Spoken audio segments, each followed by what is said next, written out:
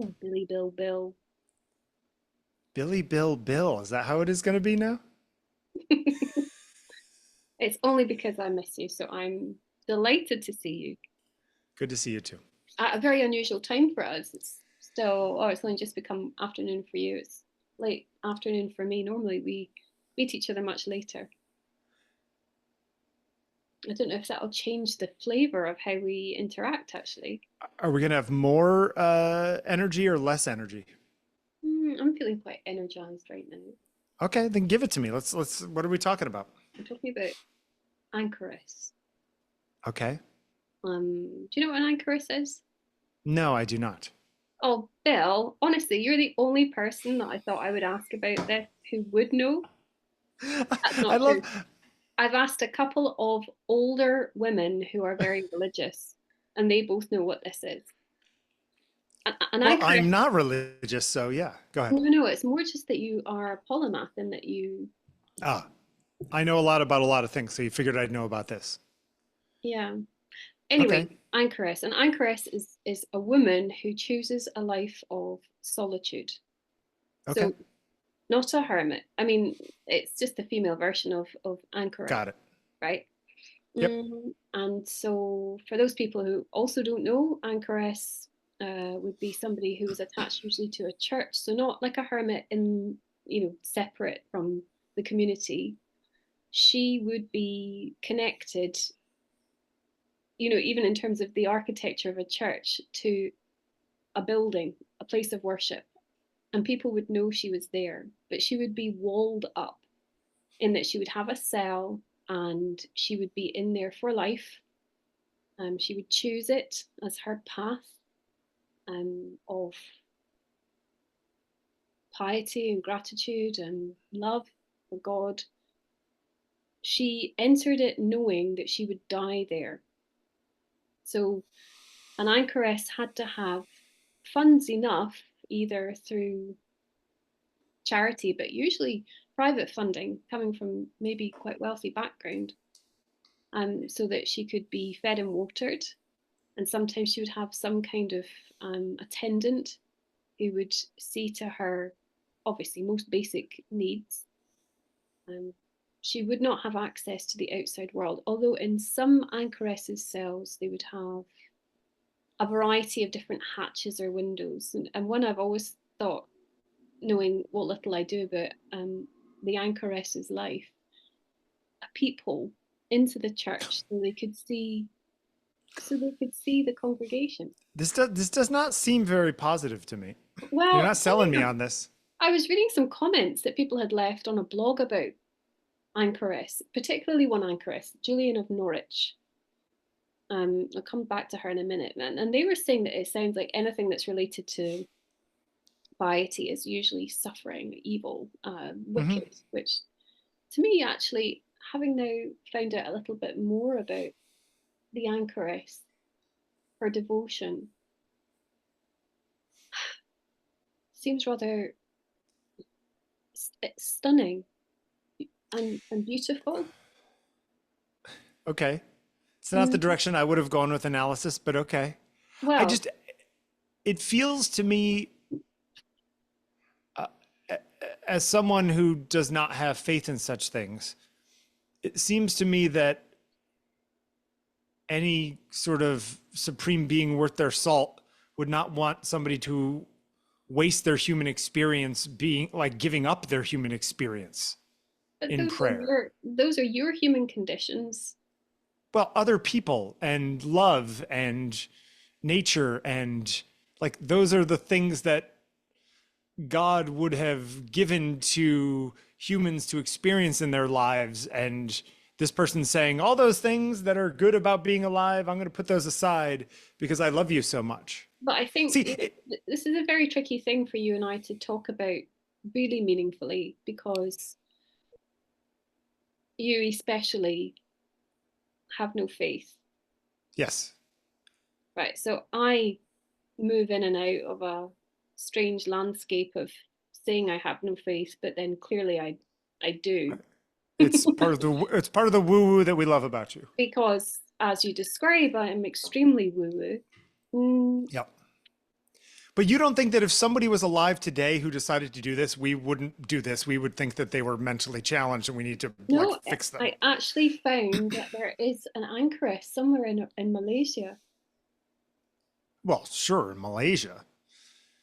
What does that mean, Bill? No, I'm just saying that like I don't think that they would allow that in most places in the world.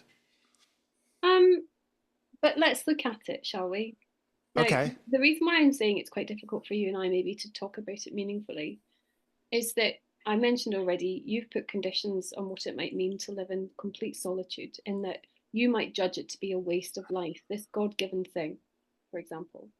And how can any uh, all loving God mean for life to be so stymied as to live in solitude and to be Yeah. walled up? Yeah. Now, one could also say that if you and I were deeply devout Catholics, very, very pious, it might make more sense to us to see that somebody would devote their life to prayer and the power of prayer. Yeah. And so It's that's not yeah. wasteful. No, but what's interesting about it is that if you take religion out of it and you say this person wanted to go in sort of typical hermit style, go live in the woods or something in a house by themselves, Yeah. that to me somehow is less wasteful than this choice. Well, there are other I things don't that know for some are really reason. going to Yeah. get you going then. I mean, if All you're right, keep already going. riled up, um, I mean, anchoresses would also, as I said, know they were going to die in their cell. And so before they were sealed in, um, their grave would be dug and they would be given the last rites. So they would be alone in a cell looking at their grave as a memento mori. And their their world would revolve around a choice of day-to-day activities that included, of course, prayer. In the case of Julian of Norwich, writing. We're going to come back to that in a minute. And sometimes some kind of needlework, embroidery. I mean, nuns would obviously, they would often embroider communally, and older nuns might teach younger nuns. And I'm talking also in a medieval context here. Whereas an anchoress would never stitch for pleasure. It would always Mhm. be to put back into the church. And, she could be consulted almost like an oracle. She would be considered a great benefit to a church or a community, because they would know that as they prayed in the central nave of any church, if they had an anchoress or an anchorite attached to them, that they had somebody there for God for them. Now, that might not make much sense if one sees this as an act of self sabotage, Yeah. because actually, I would then say it's not about the self. Sure. It's about the church or it's about God. It's about God. That the church takes benefit from it is just a happy byproduct for those churches. Yeah. I mean, this is serious stuff. Yeah, no, I mean to me it just feels like mental illness. Undiagnosed medieval mental illness. Well, what I want to tell you about Julian of Norwich. Yes. Wait, are you contemplating a life change you wanted to discuss with me at the end of the show? Somebody said to me yesterday, my brother said, "Are you going to become a nun?" Because I tried to talk to him about this. I You said, trying to tell what? us something, Sandy? What? No, definitely not that life for me. Although I think in a particular nature, one might find that solitude suits. Now, in my case, actually, solitude wouldn't suit at all, even though I enjoy solitude for long periods, as do you. But really, you know, yes, something of, So wait, what was the specific thing about the woman of Norwich? oh, well, the reason why I actually found out about Julian Norwich was that I was reading a book called Femina, which is an excellent overview of women in the Middle Ages. Um, and it mentions her because she is the woman who's cited as first writing in English. Now, that isn't probably true. It's just that her script is the one remaining. Sure. And that's because actually Sir Thomas More's granddaughter Gertrude was one of the nuns who held it in secret in a French convent Creepy. during the Reformation. Femina, the book I was reading, the word femina was the word scribed next to the index of any book that could be found that was written by a woman, and so to be burned or destroyed. Um, and it's this kind of I know I unearthed. want to read this book. Well, in this book, it is a revelation. It's called The Revelations of Divine Love. And Julian of Norwich wrote this in isolation. And the reason she wrote it, and in fact, the reason she chose the life of the Anchoress, is because she had had a near death experience. She'd been paralyzed, she'd been gravely ill. And in that time, had had a series of visions. And really then devoted the rest of her life to reflecting on that and writing it down. Now, nobody knows if she had an amanuensis to write for her or if she, in fact, could write herself. But the meter and measure of her writing is of somebody who is wise. Yeah. And actually, it was translated by a suffragette who took it upon herself to go to the British Library and unearth in about 1912 or something, maybe a bit later, that original manuscript and translate it from Old English. Anyway, that's for another time. But the questions, really, I've done a lot of talking in terms of giving background knowledge or information, which I don't normally do to things. Is this an exact likeness of her or a selfie of some kind? No, I can't even find a citation for where it comes from. I just thought I'd put it on the screen whilst we talk. Go ahead. I wondered what makes us retreat. In the case of Julian, it was to contemplate this profound series of visions or revelations about Christ, particularly the Passion. That was her focus. She had found herself contained within the eye of the world, like a pinprick, yet it was everything. And it was about Christ's body and both the physical nature, the visceral nature of the Passion. It was about her proximity to him through these episodes. You know, that was reason to retreat, right? Well, To ever retreat. I would question her reason to retreat. But what about your reason to retreat if you do? I think people retreat because of pain. I mean, you did say that she had some terrible stuff happen to her, right? She did, but She was then very ill. She was whatever. miraculously Sure. cured. Yeah. But there's also examples of this kind of thing where somebody doesn't want to. I will go out of my way to not feel that way again. So if locking myself up in a stone room and somebody giving me food through a slot means that I'm safe, then I can say that it's because I'm thinking about the Passion of Christ, but maybe it was something else, or maybe it really was some sort of need to be.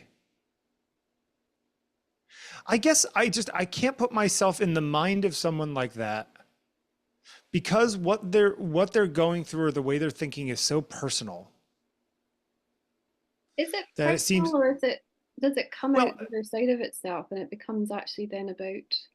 yeah, but like her experience, I guess my question is, I would end up at the limitations of any way to describe what she's feeling or seeing or felt that could actually be useful to other people about something that is at such a high level.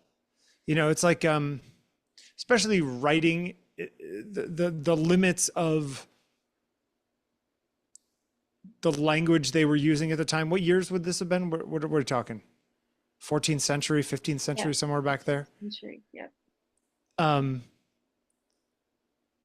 that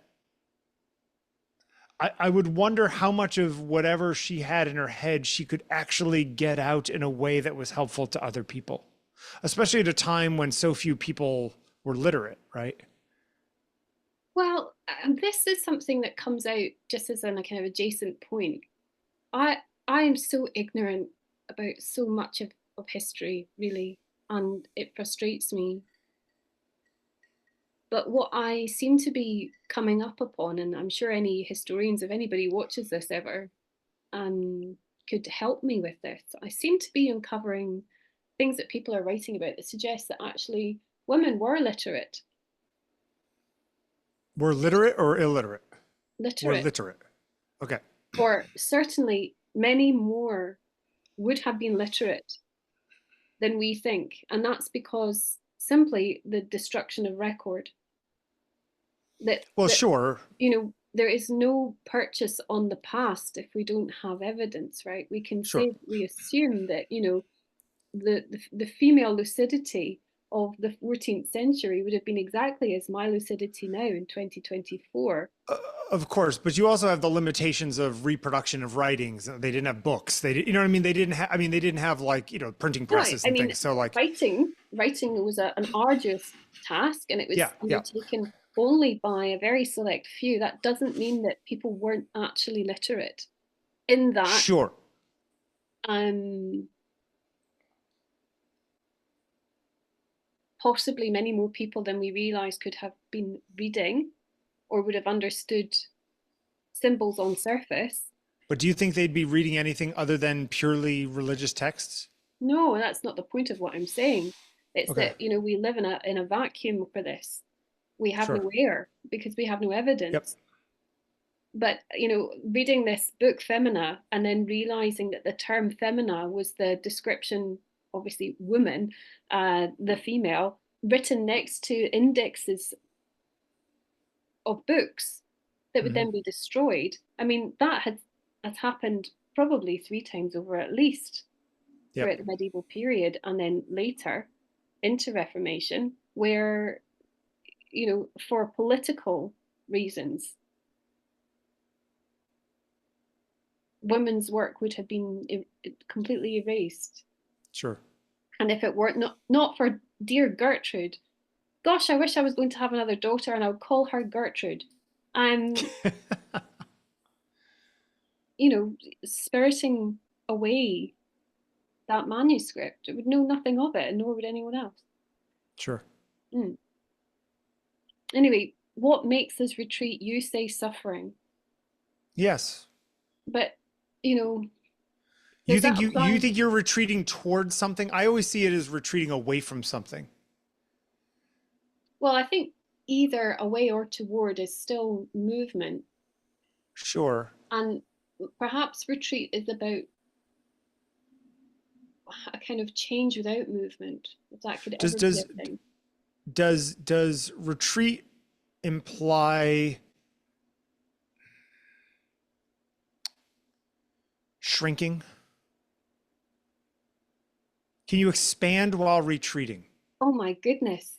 Have you ever simply been in the dark for a long time? I was speaking to Stuart Semple Wednesday about this. He knows somebody who is just about to do a 2 week dark retreat Sure. where you are basically locked in a completely dark cell for two Yeah. weeks and you are given food and water. And you go You are insane. completely alone in darkness. And this is a Complete good thing? dark. Well, reports from people who've undertaken such a thing are that the vividness of the most vivid dream becomes waking, Sure. and what It's is called seen. hallucinating. Oh, again, this is like saying that there's no good in being isolated. This is about our perception of what that means. Some people would say that actually hallucinating is fundamentally good, that Well, there's or an that it's expansion it's in your that. brain compensating, right? But there's an expansion in that, I guess that maybe like an understanding of the wealth source within us that we don't normally access because we're so busy. And even when we're not busy, even if we're still quiet, nonetheless, we might be bombarded with the visual, like an ocular feast constantly. If our eyes are open, we're Yes. awake, even if in Yeah. silence and alone. Um, Yeah. I don't think this necessarily means something reductive or diminishing. Yeah. Anyway, I mean, do you ever choose to be alone, Bill? Uh, I have enough time to be alone that I usually don't have to choose, but yes. In fact, was on a I was on the beach a few weeks ago, and in the middle of the day on the beach, I can't do the sun very much. Even with a swim shirt on underneath an umbrella, like I get overwhelmed by the heat and the light of the sun in the summertime. Okay. Um, and sometimes I go inside and I want to be in a dark room and I want to lie there and take a nap in the middle of the day, which is like the prime, whatever. It's exactly when I want to retreat, to use your word. Um, there's something that I find comforting about being alone with myself, burning daylight by taking a nap. And but I revel in it. It's like falling asleep. It's almost like, it's like giving myself a hug. So yes, sometimes I do that. It's actually something I've been thinking about a lot lately, why I do that. Yeah, so why? If we look at the why do we retreat? Why do we choose this? And, you and I and many people speak often about the difference between loneliness and being alone, and the Mm-hmm. difference between choosing to be alone and finding oneself alone without the choice, and how frightening that can be. But there does seem to be, I mean, I'm asking myself and looking at it for myself now, is there like a wisdom in solitude? Um, I think that I think that there are a lot of things that people think that are deep. Am I putting that correctly? I think that there are a lot of things that people perceive as profound hmm, that are sort of only profound in their own experience. You know, for example, we've had psychedelics for thousands of years. We've had LSD for almost 100 years. The world's problems have not been fixed by people tripping on hallucinogens, right? Like expanding their minds has not fixed anything outside of their own minds. is it, sorry, just to butt in Sure. with it, but if somebody is fixing just their own mind, isn't that good enough? In that, Well, I don't even know if they are fixing their own minds, but I think they think that they are having some sort of profound experience, but I think it's an illusion. well, I'm still wondering if, the illusion has its own truth. And if an Well, that's individual, possible. well, that's a fact. I mean, yeah. I mean, listen, you and I often have the battle between, if somebody thinks something, does not mean it exists. And I would say, no, it exists if it exists. And you would say, yes, but it exists in their mind and their Oh, ideas. So Bill. therefore it exists. And like this sort of question, which, you and I tend to sit on opposite sides of the fence on that one, Hmm. but I'm far more literal. Oh, here we go. Krishnamurti quote. Well, indeed. Can you read it to me, please? There is fear of inner solitude only in relation to something else. You cannot be afraid of inner solitude because you've never looked at it. You are measuring it now with what you already know. True. And can you actually look? Is it possible, even for these women Did who you just give are, Krishnamurti a tick? I think he has a point here. Oh, Uh, do go on then, Bill. However, what I would say that, even these women who put themselves in these cells, they are disconnected as almost as much as possible, short of being in a black room that Stuart would talk about, right? Right. I mean, they did receive visitors. They were Well, allowed sure. dispensation. And they're coming in with whatever experiences they had from beforehand. So I wonder if they can even understand, like, even in their experience of being in there, they're still comparing it somehow to what it was like not in there, or looking through the peephole, looking at the people in the congregation. Right. Well, I mean, something that I have come up upon with this is thinking again about Dame Julian and thinking that um, where I think of her as alone, Mm-hmm. she wasn't alone because she was with Revelation. Okay. And I might then go further into it and I might ask myself, was she with Christ? I mean, she had a very, very, well, the profound is an overused word, but that is the right word. Profound um, experience that nourished her for the rest of her days. Sure. Now, could that mean that she was not alone? And that then that calls my question to myself, where I think myself as faithless, do I believe myself to be so?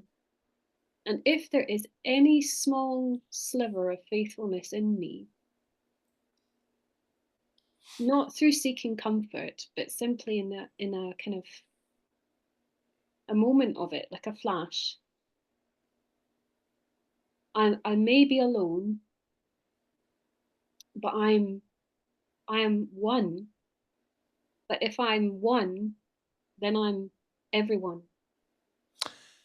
But what is your faith in an Abrahamic God, or in yourself, or in like some continuity? What is the faith's lie for you? The flashes.